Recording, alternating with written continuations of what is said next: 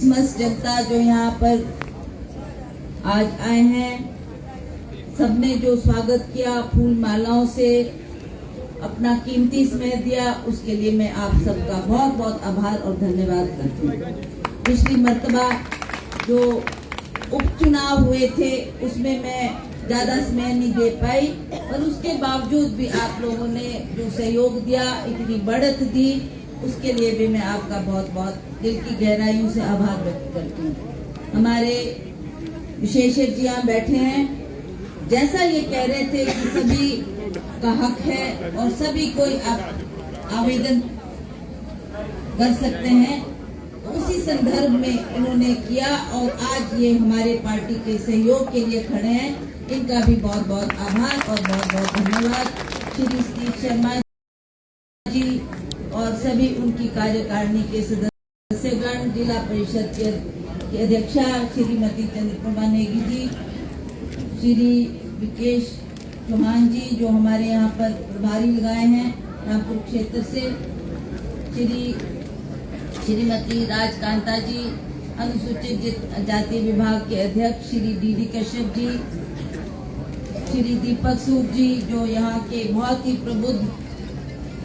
व्यापारी हैं, इनके पिताजी ने जिन्होंने आकर इतना मान आदर सत्कार दिया, उनका भी मैं बहुत बहुत आभार प्रकट करती हूँ। श्री त्रिलोक बलूनी जी, विमला शर्मा जी, संजय मेहता जी, पंकज जी और सभी यहाँ पर, हितेश गुप्ता जी, हमारे पूज्य देव शर्मा जी जो मीडिया और सोशल मीडिया के इंचार्ज हैं, और सभी हैं नगर परिषद की प्रधान और सभी आप उपस्थित महिला मंडल के सदस्यगण, महिला मंडल की प्रधान, ग्राम पंचायत के प्रधान, पूर्व में रहे प्रधान, उप प्रधान और सभी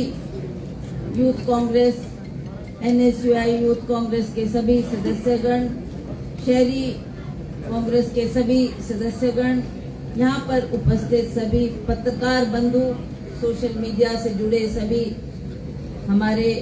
यहाँ जो आज इस कार्यक्रम में उपस्थित हुए हैं, और सभी आदर के योग्य मेरे बुजुर्गों, माताओं, बहनों, नौजवान साथी, आज आप सब जानते हैं कि हम उस बेला में सभी एकत्रित हुए हैं जब आपने एक नई सरकार का चयन करना है। नई सरकार बनाने में आपका सहयोग, आपका आशीर्वाद, उसके लिए हम आपसे विनम्र निवेदन करने आए हैं। 5 साल बीत गए, पिछली 5 साल में भाजपा की सरकार रही, अब लोग चाहते हैं कि दोबारा इसमें बदलाव लाया जाए। कुछ कारण है जिसकी वजह से लोगों में रोष है। एक तो बढ़ती हुई महंगाई जिसकी मार हर व्यक्ति के हर घर में पड़ रही है, उससे भी लोग पीड़ित हैं। लोग चाहते हैं कि इसमें भी बदलाव होना चाहिए, क्योंकि हमारे देश के प्रधानमंत्री जी ने स्वयं कहा था, उस वक्त एक गैस का सिलेंडर 450 रुपए का हुआ करता था। उन्होंने कहा था कि मुझे मौका दिया जाए, मैं प्रधानमंत्री बनूंगा तो आपके इस जो बढ़ती हुई महंगाई है इस पर भी अंकुश लगाने का प्रयास करूंगा। और उसने साथ साथ ये भी कहा था कि हमारे रोजगार देने की आवश्यकता है। उनका वायदा था कि मैं 1 साल में 2 करोड़ बच्चों को पूरे भारतवर्ष में रोजगार प्रदान करूंगा। अभी हाल में ही इस 1 साल के अंदर अंदर प्रधानमंत्री जी ने कम से कम 8 या 10 दौरे हिमाचल प्रदेश के किए। विभिन्न क्षेत्रों में गए, वो चंबा गए, ऊना गए, सिरमौर गए, मंडी, कुल्लू, शिमला में उन्होंने बड़ी बड़ी रैलियां आयोजित की, और उसमें एक भी रैली में उन्होंने इस बात का जिक्र नहीं किया कि हम महंगाई को कम करेंगे या हम बच्चों को रोजगार प्रदान करेंगे। रही हिमाचल प्रदेश सरकार की बात, आप सब जानते हैं कि लोगों ने कांग्रेस की सरकारें भी देखी, कांग्रेस के द्वारा जो विकास हुआ, जो उन्नति हुई, तरक्की हुई, वो सब उससे आप भलीभांति परिचित हैं। मुझे विस्तार पूर्वक कहने की आवश्यकता नहीं, पर आप जानते हैं कि लोगों में एक भावना होती कि शायद कोई इससे बेहतर हमारे को सरकार दे, तो भाजपा के प्रति भी उन्होंने अपनी आस्थाएं जताई, भाजपा को भी सरकार बनाने का मौका दिया, पर 5 साल में मुझे नहीं लगता कि कोई बड़ा भारी विकास हिमाचल प्रदेश में भाजपा की सरकार कर पाई। जयराम ठाकुर जी जो हमारे मुख्य है, उनका कर्तव्य बनता था कि आपको लोगों ने चुना है, आपको मौका दिया है, आप उस कुर्सी पर आसीन हुए जिसकी तरफ सारे प्रदेश के लोगों की नजरें हैं। वो चाहते तो बहुत कुछ कर सकते थे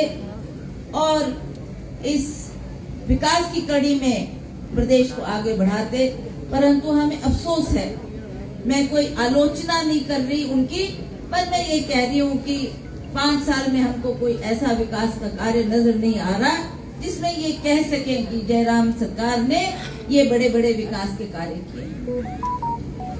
आप सब जानते हैं कि उन्होंने जो जो वायदा किया, उन्होंने कहा हिमाचल प्रदेश पर्यटन की दृष्टि से बहुत महत्वपूर्ण है, हमें आवश्यकता है कि एक बड़ा जहाज हम यहाँ पर, जिसके लिए एयरपोर्ट बनाने की उन्होंने बात की, वो एयरपोर्ट की स्थापना वो मंडी जिला में करना चाहते थे और 5 साल बीत गए, वो उसका एक भी पत्थर आगे नहीं बढ़ा पाए और आज बात वहीं की वहीं खड़ी है। उसके अलावा भी उन्होंने बहुत सी बातें अन्य कही, पर मैं बड़े फख्र के साथ कह सकती हूँ कि हिमाचल प्रदेश में जब हमारी सरकार थी और केंद्र में हमारी यूपीए की सरकार, हमारे प्रधानमंत्री डॉक्टर मनमोहन सिंह जी थे, उनके पास जाकर हमने हिमाचल प्रदेश के लिए बहुत सारी सौगातें लाई। यही प्रधानमंत्री थे जिन्होंने हमारे को रोहतांग टनल दी, यही प्रधानमंत्री डॉक्टर मनमोहन सिंह जी थे जिन्होंने हमारे को हिमाचल प्रदेश के लिए 4 मेडिकल कॉलेज दिए, सिरमौर में खोला, चंबा में खोला, मंडी में खोला, कुल्लू में खोला। ये मेडिकल कॉलेज पूर्व में यूपीए सरकार की देन है।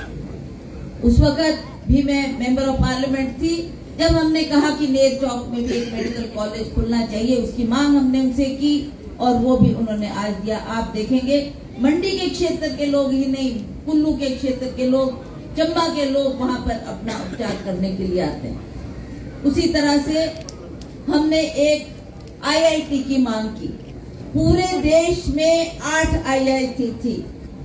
और हमने डॉक्टर मनमोहन जी से मांग की कि हमको 9वीं आईआईटी हिमाचल प्रदेश में चाहिए और 9वीं आईआईटी उन्होंने द्रंग के क्षेत्र में दी। अगर आज आपको वो क्षेत्र देखने को मिले तो ऐसा लगता कि एक शहर यहाँ पर बस गया, विदेश के बच्चे उसमें पढ़ने के लिए आते हैं, बाहर के बच्चे वहाँ पर पढ़ने के लिए आते हैं और हमारे बच्चे तो वहाँ शिक्षा ग्रहण कर ही रहे हैं। उसके अलावा कितने लोगों को वहाँ रोजगार मिला।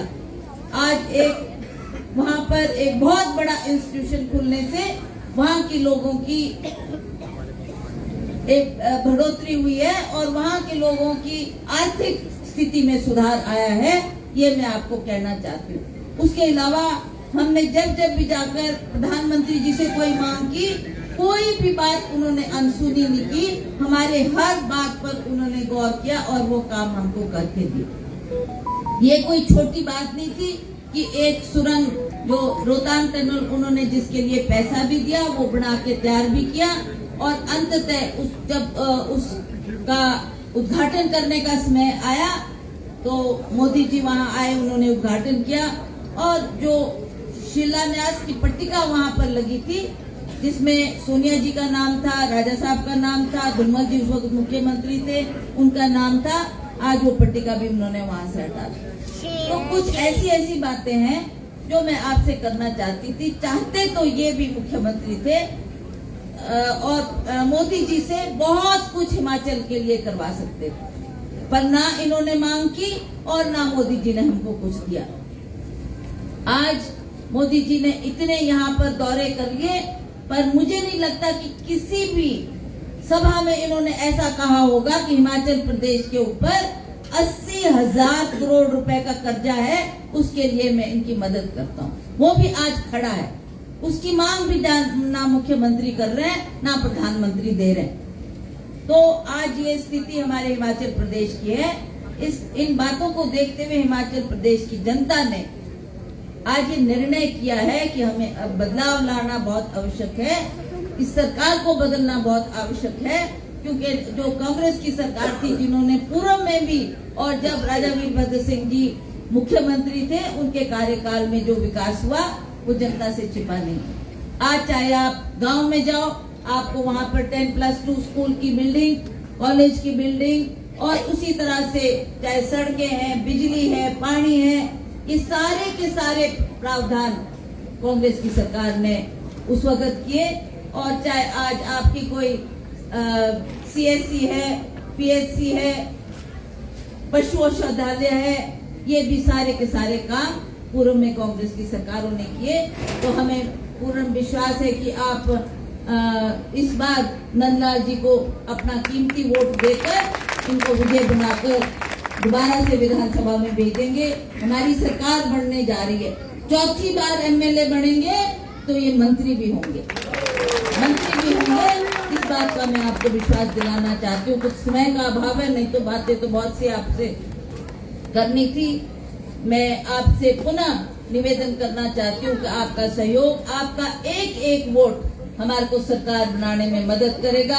आपने अवश्य अपना कीमती वोट कांग्रेस के पक्ष में देकर हमारा मनोबल बढ़ाना, हमारा साथ देना, ताकि हम इस सरकार को जल्दी से जल्दी हिमाचल प्रदेश के कार्य आगे बढ़ाने के लिए फिर से पुनः स्थापित कर सके। आप लोगों ने जो यहाँ आदर सत्कार दिया, मान दिया, इज्जत दी और जो स्वागत किया, उसके लिए मैं पुनः आप सबका, सभी बाजार वासियों का बहुत बहुत धन्यवाद करती हूँ। और इन्हीं शब्दों के साथ आप सब पत्रकार बंधुओं का भी यहाँ धन्यवाद करती हूँ कि आप भी इस सभा में आए, और आपसे भी उम्मीद करती हूँ कि आप भी हमारे इस कार्य में अपना भरपूर सहयोग हमें देंगे। इन्हीं शब्दों के साथ आप सबका पुनः बहुत बहुत धन्यवाद। जय हिंद, जय हिमाचल।